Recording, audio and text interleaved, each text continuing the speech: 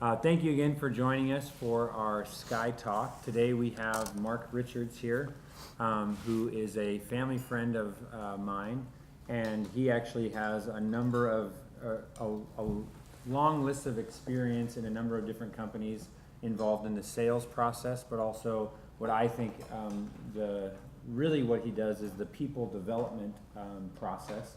He worked at Symantec. They did the antivirus software that you guys probably have on your PCs. And then he worked at a company called Event Builder, which was a web conferencing solution, more or less. Mm-hmm. And now he's the VP of sales at Nintex, which is a automation software that companies like Costco and other large enterprise corporations out there use. So today he's giving a presentation with the title of People Matter Most, and I guess that's where I'll leave it at, and I'll go eat my lunch Awesome. while you tell us more. Okay. So, being the second one and hopefully coming in on target, didn't have much time to talk to Chris on exactly the kinds of things you'd be looking for, so we'll just have a conversation. And the main thing is, when I was talking to Chris about the title, it was interesting because I was kind of debating on what would be valuable for folks to learn in a 20-minute dump session, which quite frankly, when it comes to development of people and environments and that kind of thing, it's really pretty intense and in depth on what happens. And I started thinking to myself, well, I've always had a thought process that actually kind of summed up everything that I did, and it's probably the only thing that in little sayings that I ever say that it actually is mine. And it's, it doesn't really mean anything except for to me. But I basically have always lived by the process of people matter most, okay? And really all that's about is because I subscribe to a leadership style that is called servant leadership, which arguably is very biblical. And one of the big things for me is I went into environments and I would come in and they'd always want to know my leadership style. And I would say, I'm a servant leader. And oftentimes I get some pretty blank stares. So I simplified it, and I think that it captures what I believe servant leadership is, and that is people matter most, and being available for those people in many contexts. So as you look at what I'm trying to convey, I guess, it goes back to when you're talking to people who are in this stage of their careers and for Chris's business and the kinds of things, I first have to start by saying the way in which Chris and the team here approaches how to build a business is world class, and it actually is leaning forward into what I consider to be the most positive way to build a foundation. I've been listening to all kinds of business stuff forever. In fact, just finished a tape because I'm driving back and forth between here and Seattle, which is the Shoe Dog tape, which, for those who aren't familiar, it's Phil Knight's memoirs. And Phil takes it through a series of kinds of things, and I think Phil, not necessarily, I wouldn't argue as a servant leader. I think at times many of the people were servants, but as he goes through the conversation, you really do see how he had developed a very incredible core team, which began to be the people matter most kind of way in which he scaled the business. But when Chris approached me on this, and we had some conversation, and he was interested in creating a culture, okay? And cultures are fascinating, and to me, one of the biggest pieces that you want to look at cultures is cultures will evolve, and they'll evolve rapidly, and they'll evolve without you if you don't have your hands all over it. And as Chris was looking at this, he said he wanted to establish a baseline culture that would support a foundation of a company that was more focused on meaning and more focused on scalability and success that surrounded more than the bottom line. And that really is my passion. So if I would go back and say, I really don't have a lot of things that I own myself. So how many of you officially have what you would consider to be mentors?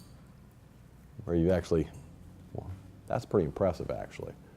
I learned late, how important mentors were. Obviously I had some unofficial ones, my father, in the typical relationships there and everything else. But everything that I pretty much have evolved to over time, and some of the best practices that I believe I've been able to establish have all been through mentorship and through people who actually will do the same kinds of things that I hope to give back someday as well. But I have a lot of isms that come from these people, and obviously the people matter most is mine, and underneath that is also obviously the core of what this is all about, which is truly servant leadership, okay? But one of the persons that I'm involved with was a gentleman here locally in town, probably most notable from a business side. He started a company called InFocus, which is the projector company, and was made famous for their ability to utilize in the day PowerPoints.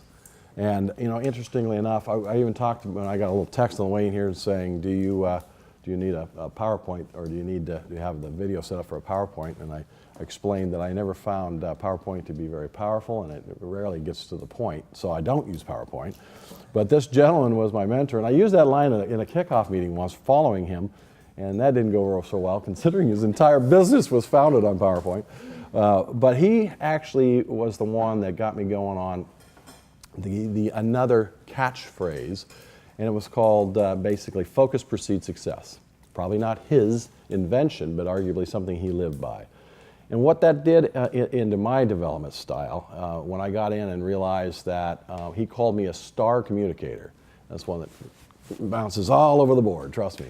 And so it wasn't a compliment, and so he grained into me the focus precedes success mantra. And how that fits into my feeling about what it means to create a culture and to be able to create an environment that Chris is targeting, and what we're all, you're at the baseline of really establishing what SkEye is all about and what you want to be when you grow up and all that thing. This is foundational, okay? And one of the core things that I believe came out in my biggest leap in my career was getting the concept of what really meant to have focus preceding success, okay? And all these things that I believe in are all sound bites that arguably aren't really, revolutionary.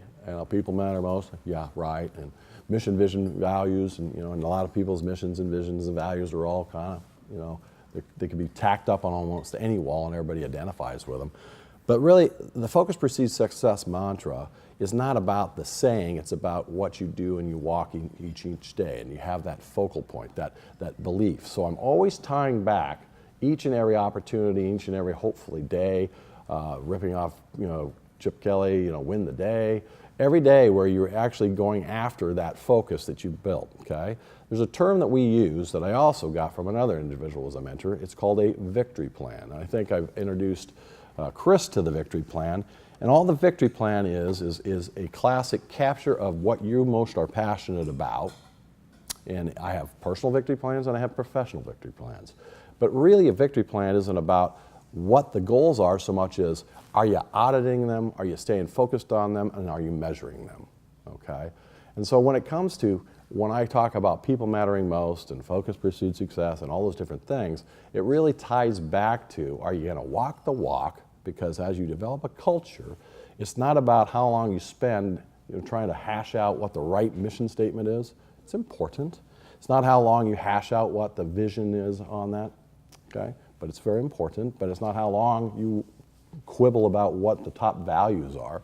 It's when you're done and you got those basically in stone, then you have to figure out how are you going to measure and how are you going to come in each and every day and deliver on that, okay? How are you going to keep that top of mind? How are you going to be able to audit whether you are keeping it top of mind? And the method that we have used and what I invoke in some of the companies I've been associated with is the thing called a victory plan. And I'll probably leave one that's my personal victory plan, but really, again, all it is trying to capture on a one page what it is that you value from a mission, vision, value, okay?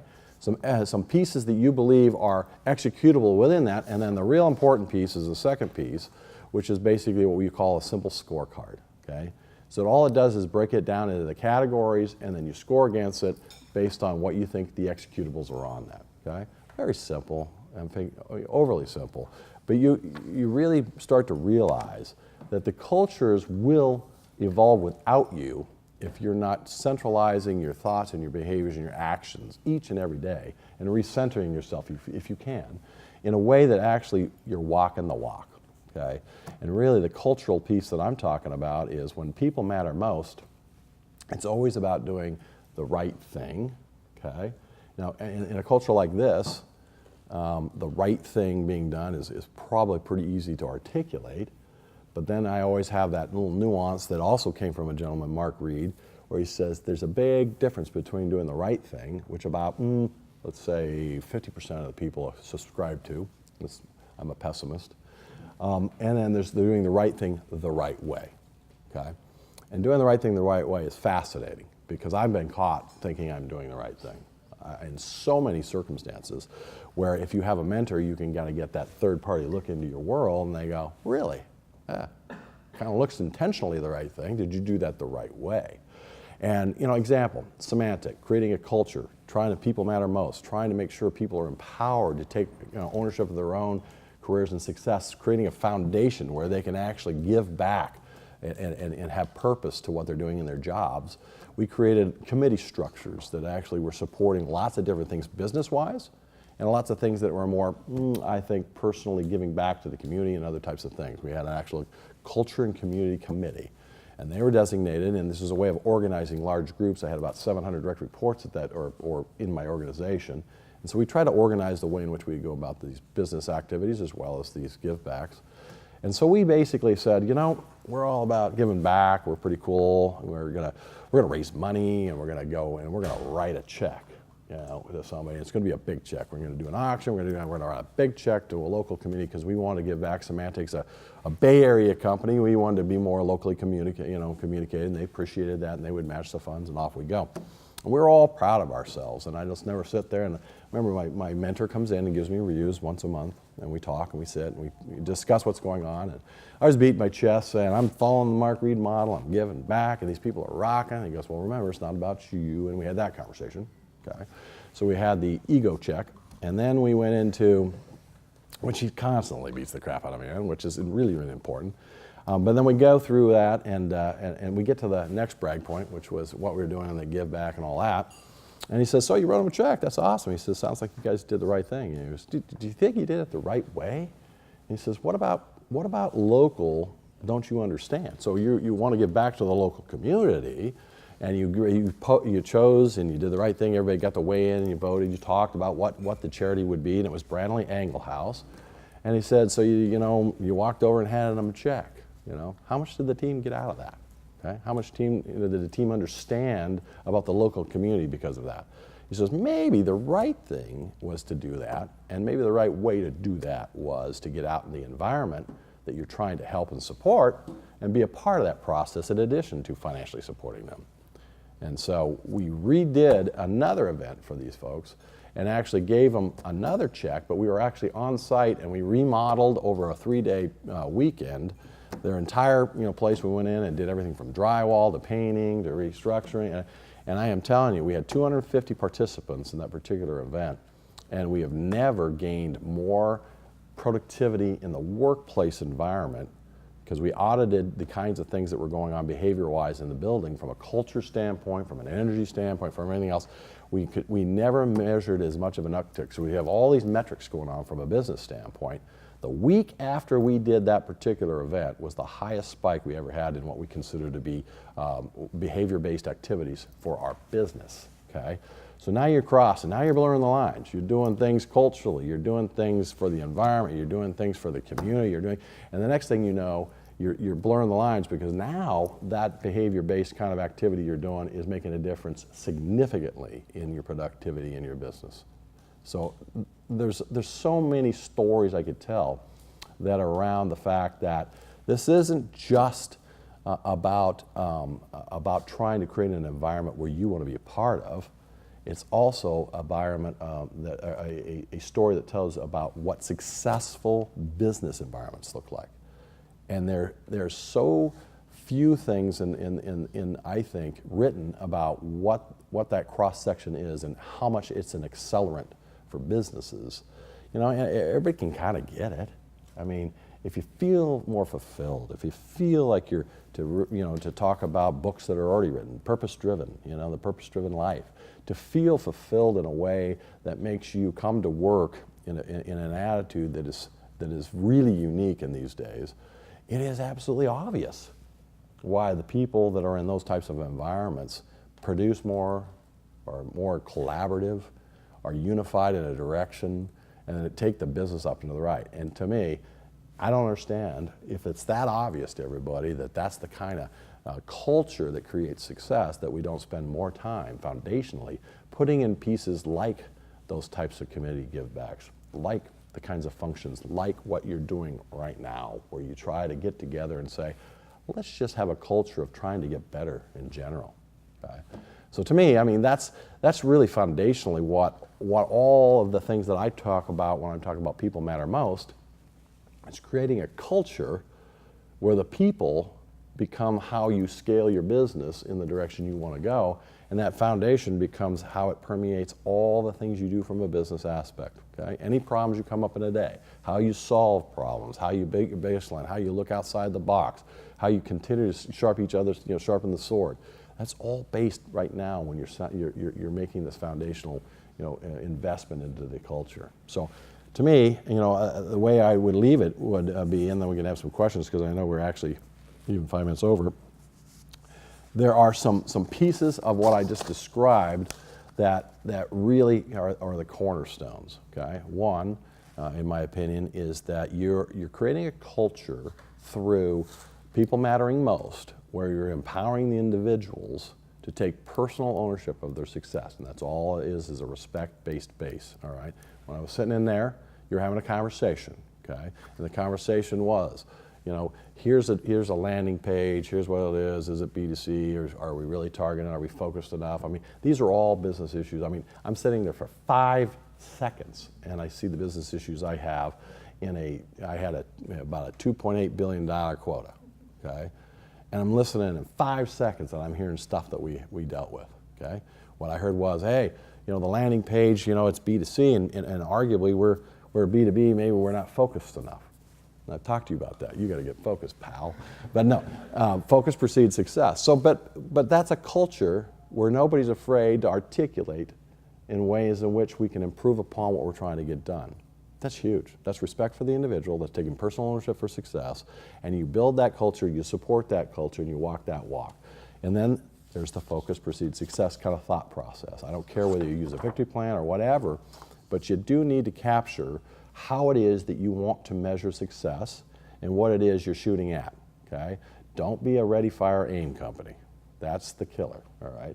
So you make sure that you get the vision, the mission, vision, values in place, and we've talked a little bit about what that looks like, and then you break that down into the actual actionable pieces of a business that you're going to be measuring, and they have to be generic enough that it applies to everybody, and I can show you what that kind of looks like. And then the real key to what I'm trying to tell you as far as staying online in your own culture is that you have auditability, meaning you have some way to measure whether you're staying within that focus of what you're trying to shoot at, okay? Those are the cornerstones of what I consider to be the foundation as it relates to people matter most from a culture perspective. So I'll probably leave it at that, and it's a very short period of time to talk about something that's infinitely big, but I can certainly open it up to any questions.